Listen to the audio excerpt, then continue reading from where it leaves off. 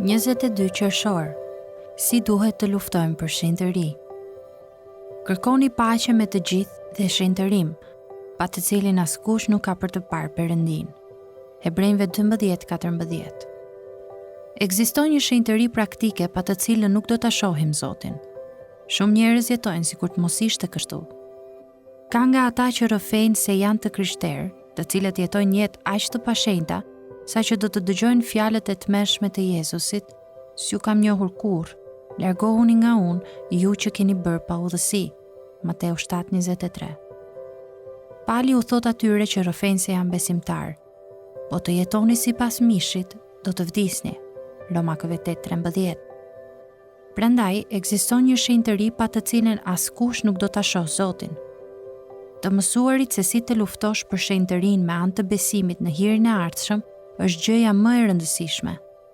Ka një mënyrë tjetër për ta ndjekur shenjtërinë, e cila dështon dhe të çon në vdekje. Pali na paralajmëron kundër të shërbyerit të Perëndisë në ndonjë mënyrë tjetër, përveç besimit në hirin e tij fuqizues.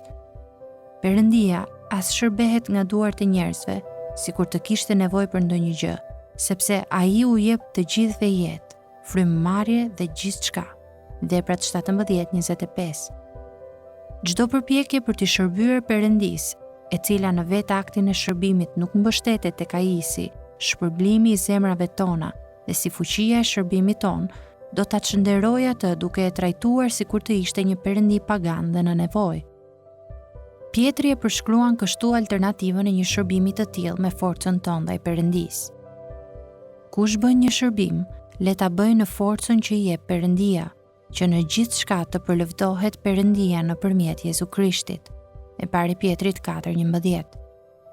Pali thot: "Sepse nuk do të guxoj të flas për ndonjë nga ato gjëra të cilat Krishti nuk i bëri nëpërmjet meje."